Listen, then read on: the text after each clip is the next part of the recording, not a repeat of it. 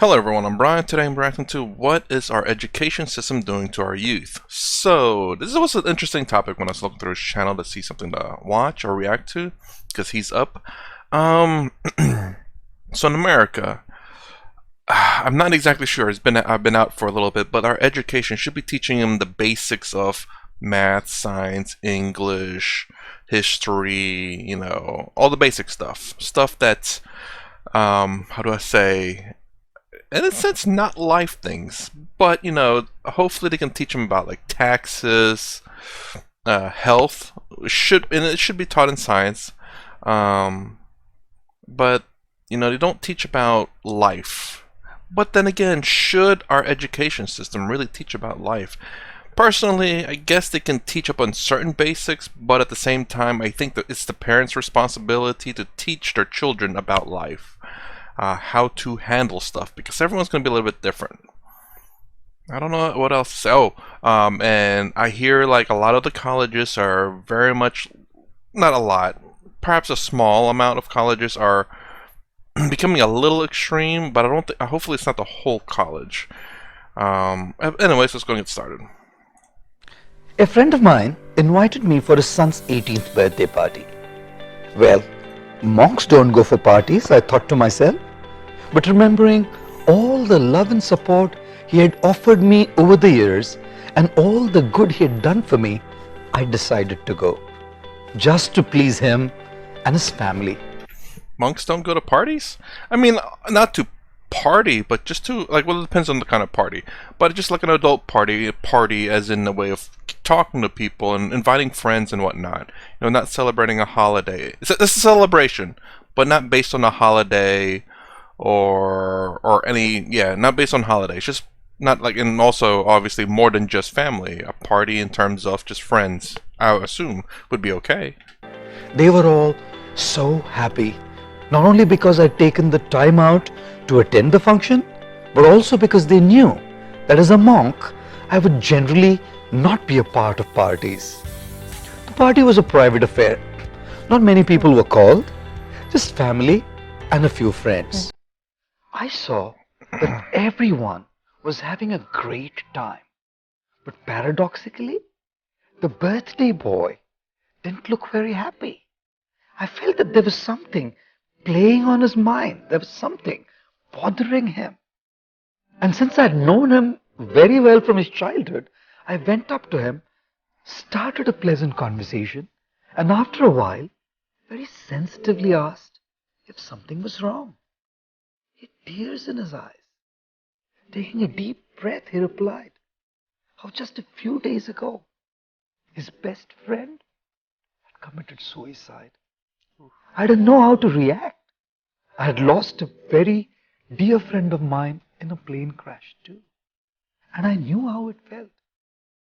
Breaking the silence, he asked me, and will you not want to know why did he commit suicide? Before I could even answer, in a raised voice, full of frustration and anger, he said, because he could not cope up with the academic pressures and high expectations of him. Pressure? At the age of 18? I pondered, what have we as a society done to our educational system and to our youth? I don't think that's the education system. That is society for sure. Education system is not going to force you into anything. You can utterly fail and, well, obviously fail, but there's no, like, if you fail, you fail. That's it. You don't get the diploma or degree. This is more societal and friends and family more than anything. Maybe their family has high expectation of them for graduating. Their friends all have this expectation on them.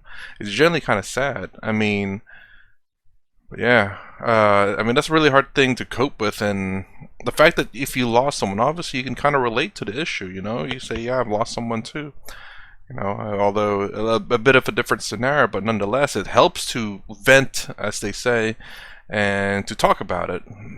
You can't keep it up inside, especially if you don't follow the Advaita Vedanta and realize this somewhat the separation of emotion. This is a very difficult one. This is what I say. I'll probably never perfect it.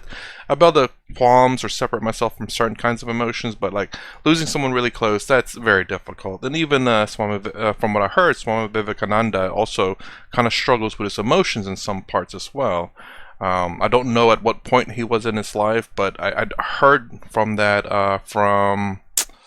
is it Swami Sarvar Priyananda in this channel? But anyways. In January 2018, the Times of India stated that in India, 26 suicides are reported among students every 24 hours. Whoa. That means over 9,000 youngsters are killing themselves every year. The primary reason? Academic pressures, failures in exams, high expectations. And I'm not even saying that the pressures from schools, colleges, teachers, parents, peers, that bit may be there, but it's a pressure from the system. Education is meant to provide a favorable environment for our youth to identify their passion, gain knowledge, and excel in life. But what it comes down to is a rat race. A race for numbers. A race for grades. A race for scores, so that one can get into the best ranking top universities and then can get one of the highest paying jobs. And those who cannot handle the pressure, those who cannot bring the numbers, those who cannot win this race, well, either they have to live mediocre lives or live in depression with a very low self-esteem, thinking that they are failures. I know in Asian countries there's a very high, at least the ones I've heard of, there's a very high pressure from families for their kids to go to colleges. I know, again, prior to doing this YouTube channel, you know, just random, I like watching random stuff on YouTube, and I know in Japan and South Korea it's very big for I think their children to go and, you know, to pass the exam and go to a good college. I don't know if it's necessarily like going to the absolute best college, but going to college, I think. And there's a very big culture in that in Asia, and in the United States it kind of is the same. There's a push to college to get into a good college, but it's, I don't know how to describe it. It's different though. It's a different kind of push. Some have a very strong push to college and graduate, but some not so much. But kind of the idea, I guess, is the culture, not necessarily the parents themselves, but the culture says that you have to go to college in order to get a job, and that's all it is. Any kind of job, it's just you have to go to college for it, and that's not true in America. But yeah, it's dang, 20 some odd students every day. That is a lot. And worst, many may just end their lives by committing suicide. Didn't Albert Einstein say that if you judge a fish by its ability to climb a tree, it'll live its whole life believing that it is stupid? It's high time that we allow our youth to be who they are and evaluate them based on their strengths, creating a confidence that they can do it and not pressure that they can't. Absolutely. And that's that thing that I talked about in, as a matter of fact, Sadhguru's video about, you know, not everyone, you don't have to go to college. Again, I don't know what it is like anywhere else, but in the United States, you don't necessarily have to go to college. Amazingly enough, most successful businesses, at least in the United States, like let's say Microsoft, Amazon, and Facebook, I think all those, they failed college.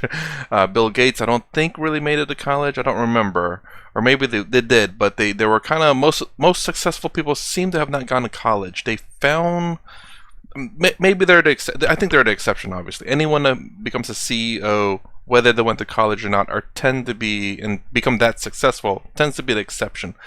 But it's not always just college. There is, I think they call it vocational school or skill trade school. I can't remember what it's called. Well, they'll teach you a skill to do something, a very specific skill like welding. There's there are plenty of jobs out there that needs welding, and then there's probably underwater welding too. So if you're interested in that one, I think those pay a lot because it's a very dangerous job.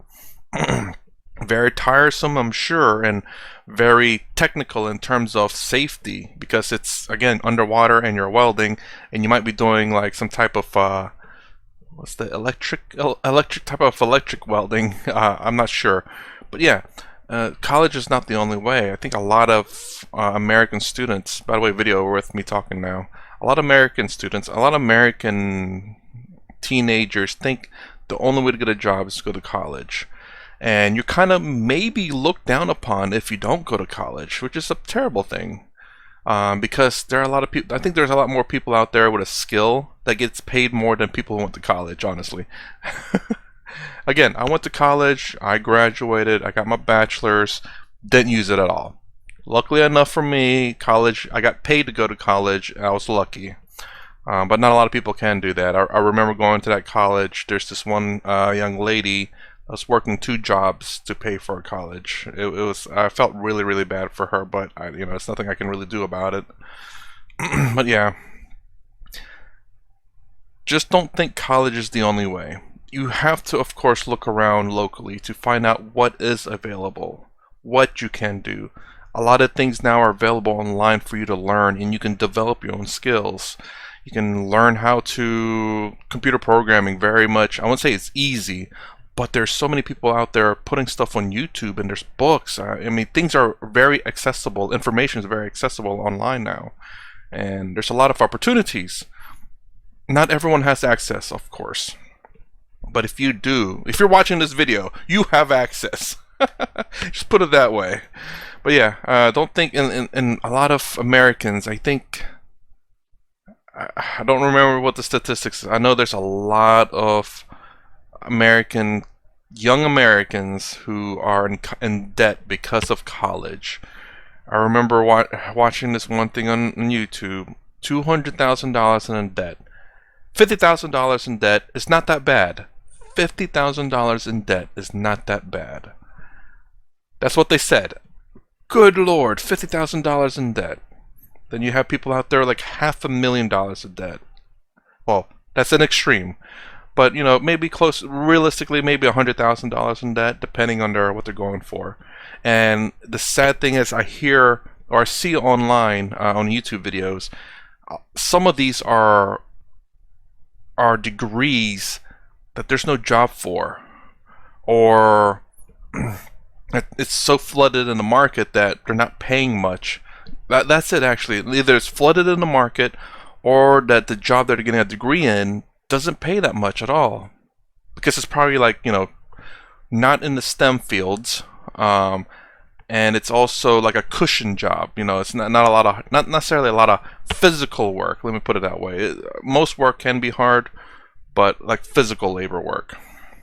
Anyways, weird tangent there. So this is my reaction to what is our education system doing to our youth, which is, I don't think education system necessarily is the right thing, because you don't have to go to the education system is not going to care whether you go or not. I do believe it's your culture, your society, your friends, and your family. Yeah, those 4, maybe 3. I don't know, culture and society, maybe those are one of the same. They could be different, I'm not sure. But those 4 are going to be the big factor that determines whether you go into college or not, or how much it means to get this degree, whether you're going to use it or not. And that's the thing I was talking about in America, about a lot of people think that you have to go to college to get a job, and it's not true. And I don't know how many people are seeing that today. Anyways, if you like my content, please consider subscribing. Thumbs up, thumbs down below. Thanks for watching. I'll see you in the next vid.